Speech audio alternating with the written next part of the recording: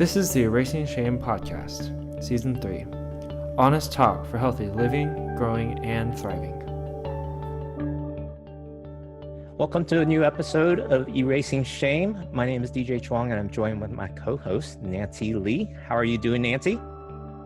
I'm great, thank you. Just came from an amazing 4-day leadership event, so definitely feel excited to be able to come on here. Oh, let's hear about your leadership event. So describe a bit of your journey, because this is the first time our audience is getting to hear a bit of your story. And I know when we first connected, shame was something that you were in the process of working through. And so tell us how you got to the point of being co-host, and now we'll talk a bit about that.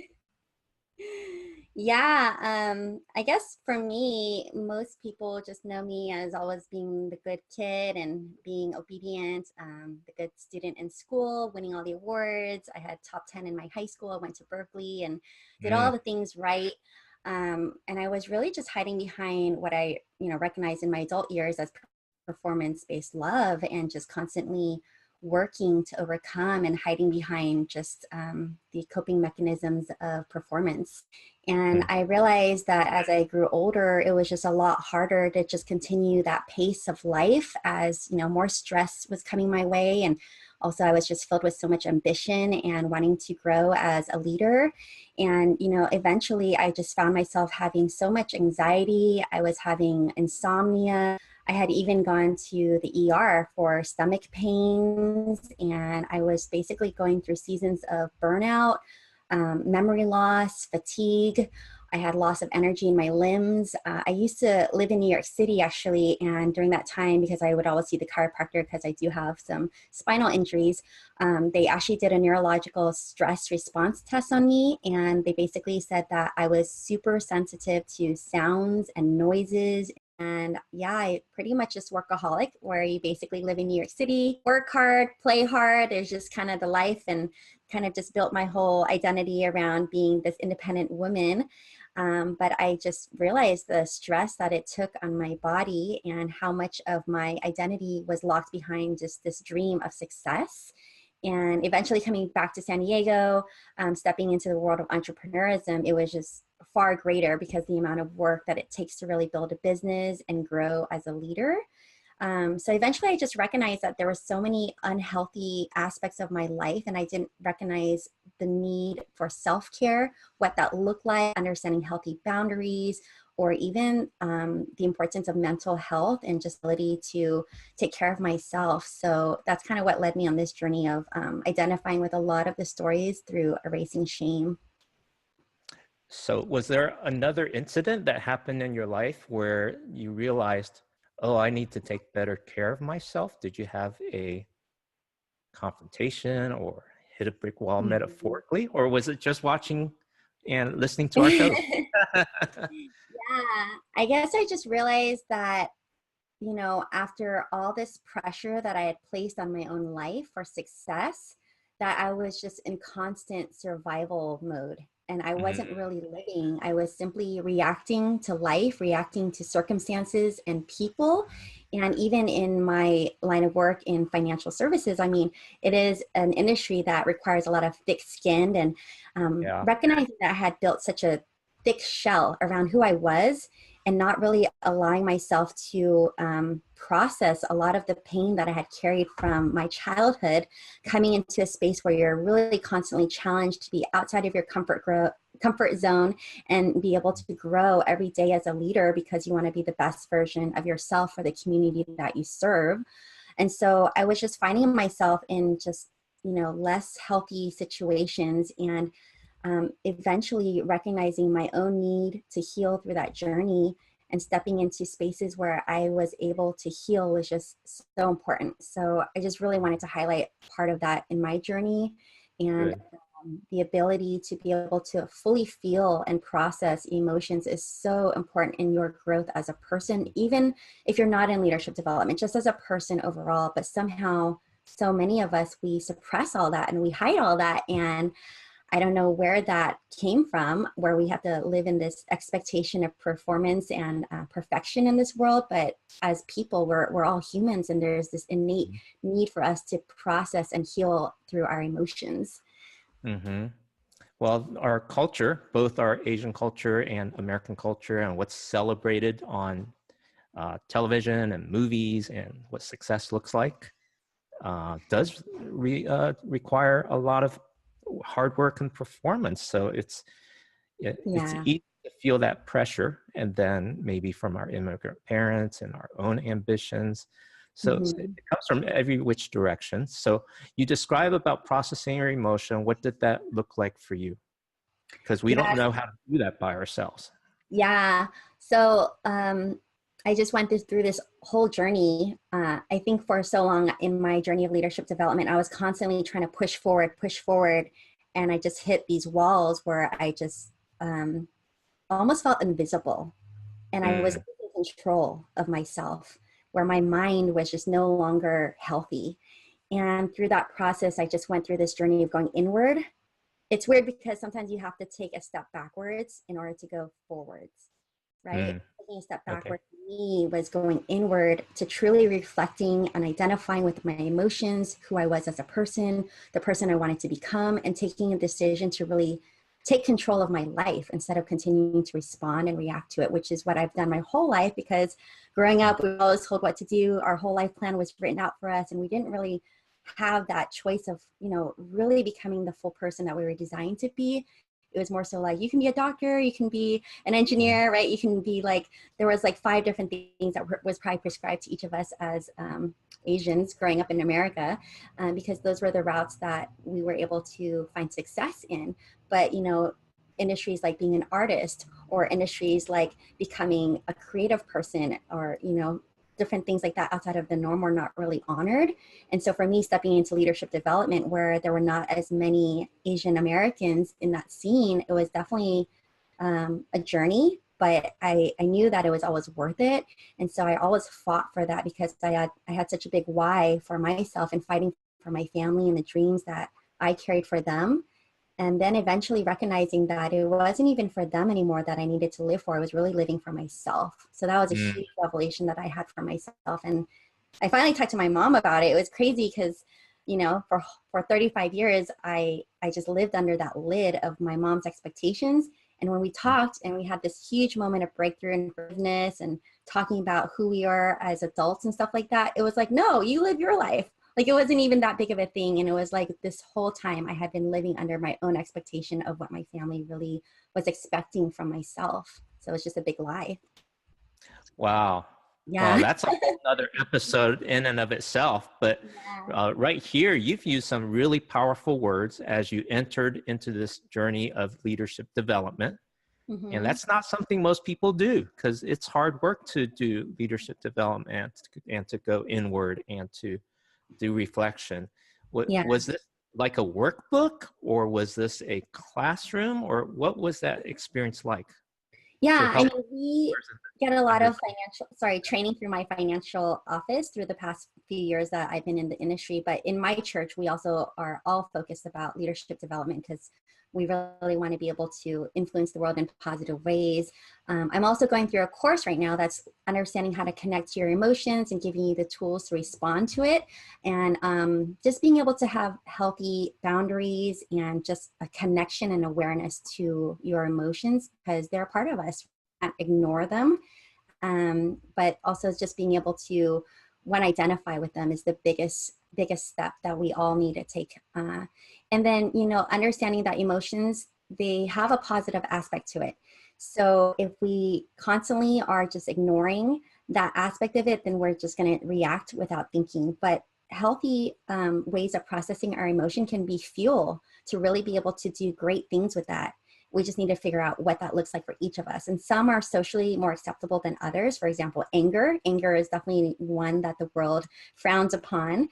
But what can you do with your anger, for example? You know, some people will want to go work out, or basically they're going to want to journal, or, you know, like me being an entrepreneur, I take that as fuel to really bring solutions to the world, to be like, what can we do to really fix this problem? And how can I make this so that other people don't carry that same feeling or experience those same pains that I've gone through? So there's positive ways as long as we think about them in advance. So we also have to recognize our trigger points. What causes these different emotions to arise in us? And then first creating a plan to be able to respond to them the next time that we find ourselves reacting to those different things. Listening to you sounds like such a concentrated power drink, and I want to take a little time to digest it, because I know these categories are new for a lot of people. I've had some exposure to leadership development. You've had high concentration of leadership development in this conference, so we're going to touch a bit on that experience. Yeah. But as you just said, all this processing of emotion and how to direct it and use it as fuel, and it's like, wow, that's like going over my head. So tell us a bit of how did you practice some of that? Did you go through some exercises this past weekend on checking your emotions and processing them? Yeah, so I went through this 4-day conference, and I also did this last year. It's through a coaching community that I'm part of called Life on Fire. So shout out to Life on Fire. And one of the days that we focus on is really just releasing negative emotions. And a lot of people might be familiar with things like NLP, where basically it's rewiring the brain and just giving strategies and techniques to really be able to basically trick your brain, right? And rewire it into our adulthood, because a lot of the emotions and beliefs that we carry are from our childhood, and we live our whole life under those beliefs. So it's kind of crazy. And NLP, before we go too far, what does NLP stand for? Neuro-linguistic programming. Wow, neuro-linguistic programming. So the way I look at it is, being a psychology major myself, is, you know, the psychology aspect is learning about the brain and basically having an awareness first, so that, you know, you can start to identify and really just take an assessment of what do I need to work on. But leadership development is all psychology as well, and NLP is understanding how to master that. So the other spectrum from psychology is then going towards leadership development, which is learning how to lead yourself, your emotions, your mind, to then be able to live the life that you want, and overcoming your own self. So there's a lot of powerful strategies out there. And it took me 34 years of my life, 35 years of my life to finally come across this through my own journey, because it's less about information that's going in and out of your brain, but more experiences that you need to go through to rewire your brain. One aspect, as well as the course that I'm going through, is, let me just say, it's not an easy journey to press into your pain. We carry a lot of wounds, and those wounds have protected us for a reason, right? And when we make that decision and have the courage to pretty much break that shell, right, that's protected us since our childhood, there's a lot of vulnerability that can be locked in there. That's the route that I've decided to take by going through this program. It's called Life Skills, and you know, in San Diego, it's throughout San Diego City here, but I'm sure the rest of the nation, they have something similar to that. And it's exposing and learning about healthy ways of living and emotion and resetting the maturing process. And because you then get exposed, there are moments where you get triggered, and those triggers are representing things that needed to heal or basically got buried. So I am in a process this past year of uncovering all those wounds and basically dealing with them for the first time, because it's only when you confront your wounds, the enemy inside of you, all of that toxicity that you've carried, that you're able to then pretty much put some rest to it and be at peace with it. And if not, then you just continue to have it leak out of you sideways, which is what we talk about with anxiety and all these other things. So it's really powerful, but it is making that decision to go through it, which there is a powerful phrase I like to think about, is embrace the suck. Embrace the suck, because, you know, at the end of it, it's going to be a beautiful rainbow. And there's a story about— Did I hear you right? You said embrace the suck? Embrace the suck. Go through your pain. Go through your pain. Emotions are meant to be processed. They're meant to be felt. And when they're not completely released out of your body, you're basically carrying toxin in your body. So imagine Wow. if you have cancer inside of you, how quickly would you want to remove yourself of that cancer? Yes. How quickly would you want to have surgery to remove yourself of that? And you know it's not going to be fun. Nobody wants to go through surgery, right? Wow. That's really helpful. That's really helpful because we don't hear that in any culture. We don't hear that we should embrace our emotion, process our emotion, feel them, deal with them, and not just suppress them and hide them and all the things that most of us do, or mask them by drinking and other things to avoid the pain. And so that makes a lot of sense. So thank you for sharing that insight. I know what like counseling and therapy looks like. So it's me and someone else who's professionally trained that listens and gives me feedback and helps me process those emotions. But I have a hard time imagining how that would be done in a conference setting or in a life skills setting. How do they do that? How do they bring you to a vulnerable place and then give you the space and the support to process? Yeah, in terms of the life skills class, for example, that's just purely by exposure to content and information that's reawakening things in our body that already it identifies with. That's just a natural process of like delving into the topic and educating about it and having that done in a safe environment, let's just say. So like when you go through Alcoholics Anonymous or domestic violence abuse and having those support groups, it's essentially kind of the same thing. But then on the other side of that is what do you do with it in order to then move towards healthy mindsets, not just releasing it and identifying with it. So that's a good example because like Alcoholics Anonymous, you got to work the 12 steps and then they teach you what you're working to, and then you do it in small groups and then you do it in your life. So that makes sense. Yeah. Leadership development, they're able to find tools and strategies and tricks to basically bypass years of all that work and simply just trick your brain, right? By mastering and leading your emotions and the brain physiology. So NLP, for example, was one of the things that, is really intertwined into a lot of the activities that we did. But it's just identifying moments in your life where you've had pain and what happened during that moment. Did you suppress it? Did you hide? Did you weigh? And if so, then how do we revisit that moment? Unfortunately, right, it's a painful thing to really think about, but how do you revisit that moment to then release it in healthy ways? And I was going to read for you a quick excerpt of what happens when we carry negative emotions, just so you have a little bit of psychology understanding about that. Yes, so I just found this online and I want to make sure that I kind of get it all in there, but it says the stress response begins in your brain, and when your eyes or your ears register a sudden threat, like a car encroaching into your lane, then information is sent to the amygdala, which is a brain area that interprets images and sounds and is involved in the process of emotions. Interpreting the sights and sounds as an impending threat, your amygdala sends a distress signal to your hypothalamus, which can be likened to a central command center for your entire body. It communicates with various body parts and organs via the autonomic nervous system, which is responsible for involuntarily body functions such as breathing, heart rate, blood pressure, dilation, constriction of blood vessels, and so on. So your automatic nervous system has two branches: the sympathetic nervous system, which triggers the fight or flight response, and the parasympathetic nervous system, which promotes rest and digest, which calms the body, brings it back down when you're no longer in danger. And as the amygdala sends its distress signal, your hypothalamus activates the sympathetic nervous system, triggering your adrenal glands to release adrenaline, which is also known as epinephrine or noradrenaline.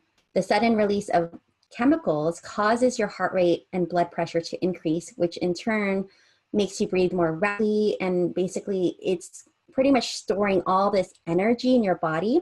It releases glucose and fats from storage sites in your body, thereby giving your body a quick boost of energy.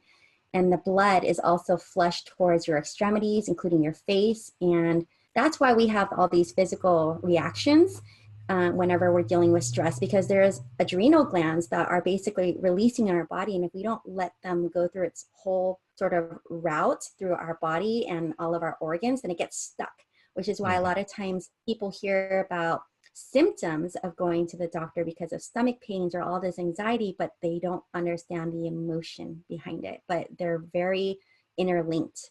And so the key to being able to unlock those and pretty much get them unstuck is to allow healthy ways for those emotions to travel through our body, as well as to understand the importance of our brain in that process. So one other thing I'll read is that the average person, and I'll post all these links in the show notes, but the average person has about 12,000 to 60,000 thoughts. Of those, 80% are negative, and 95% are exactly the same repetitive thoughts as the day before, which 80% are negative. So imagine, how long have you been living with your negative thoughts? And how long will those continue unless you decide you choose to address them?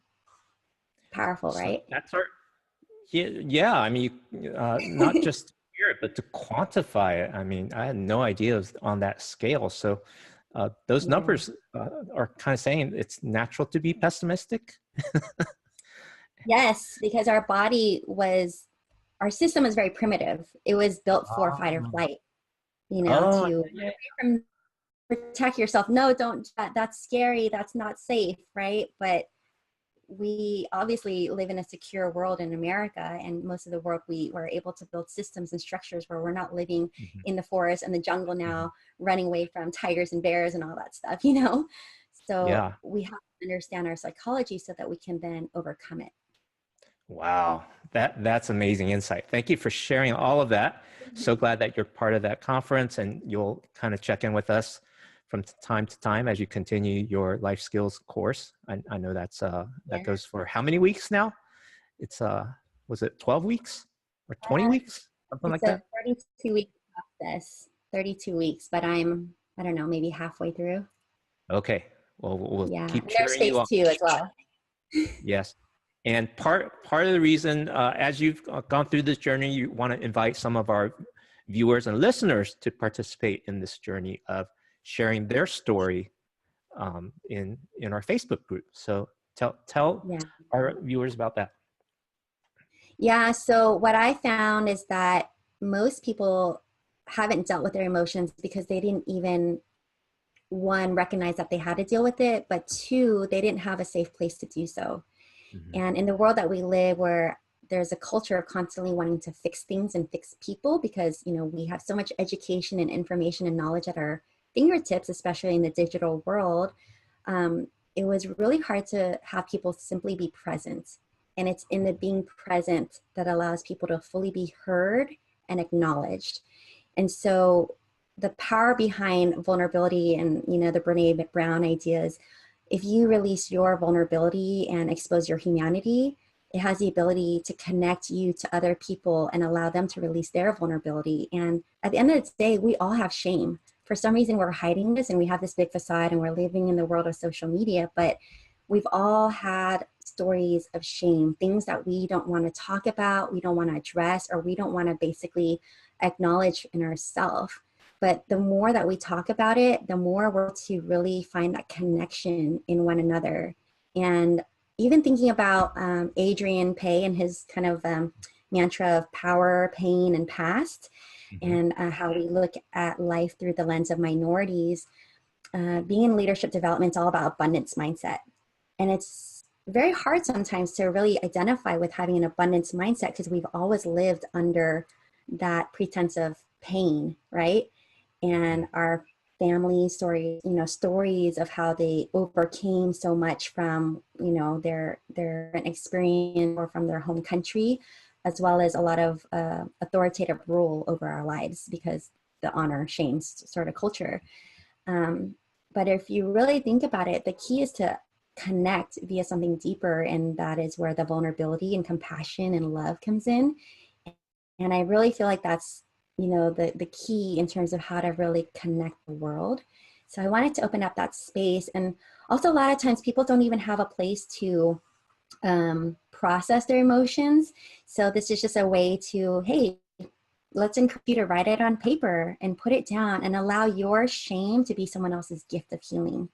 And I know that in the conference that I was in, just by me sharing one or two very vulnerable parts of my life, like 5 other people came forward and they basically made a decision to address their pain and vulnerability. And through that, they took action steps, decisions in their life that they've also buried for their whole life, to really free themselves up, because that's, like I said, a cancer, a toxin in our body, or something that's like an unforgiveness in our heart, a weight that we've been carrying.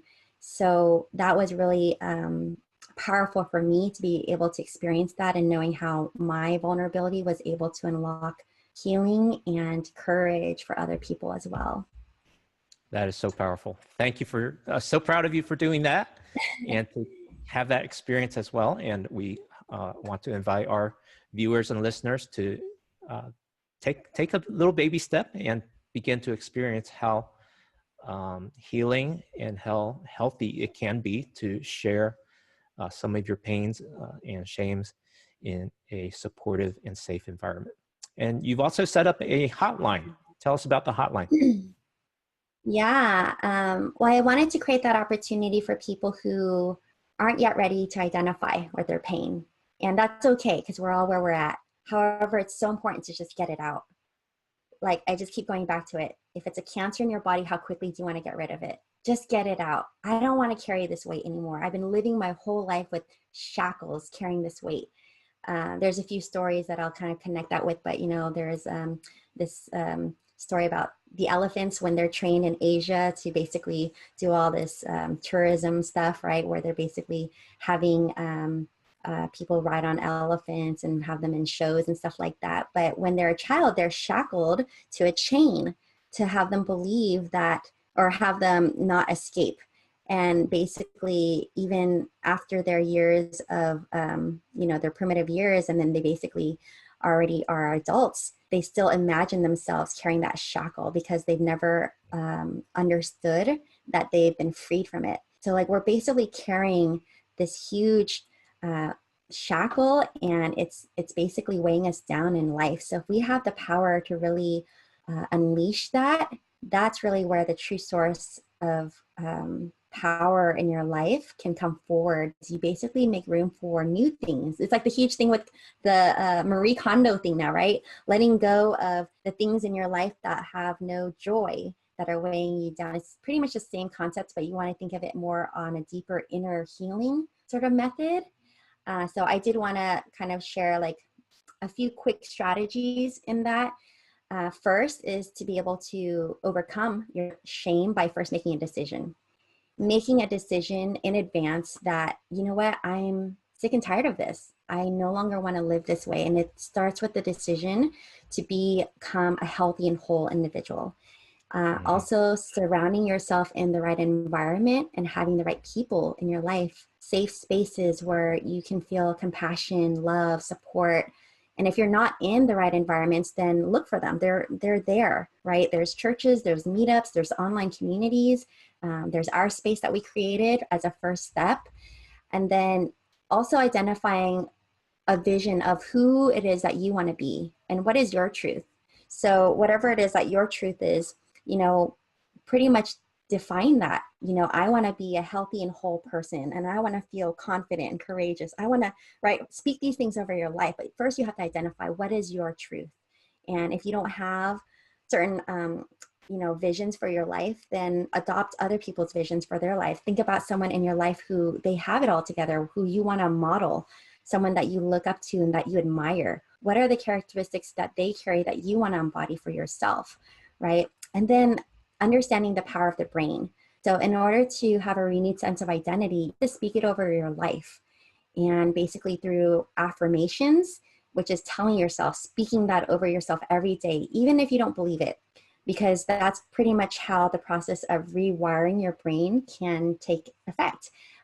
Basically, it takes 21 days to build an idea into long-term memory and 63 days to make it become a habit. And so if we understand that majority of our thoughts every day are the same thoughts and they're mostly negative, then how can we rewire them so that just a little bit every day can be more of a positive thought?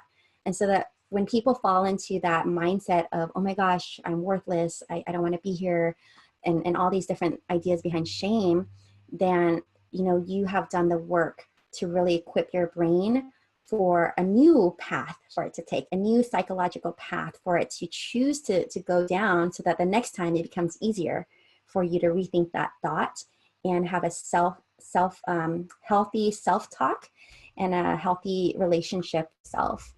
And then besides that, triggers, in what environments, in what situations do you get triggered? And do you have an emergency plan that's going to be a healthy response to that trigger? And so these are just some quick tools that I've learned in my journey, but I really wanted to share with you because I know that they've made a powerful impact. And it doesn't happen right away. I believe they said it takes like 3 years for your brain to really go through that whole process. But little bit by bit, it can definitely happen. You can grow from it. Great. That's so helpful. And you've given us a great preview of things that we can begin to unpack in season 3. And the first step is to make that decision to get better, to release that shame and pain. And we've given you a place to do that anonymously, or the group. When you're ready, we'll be here. So you've given us a call to action, an overview for what we'll cover in season 3. So thank you so much, Nancy. It's great to have you start the journey with me and with us. So thank you.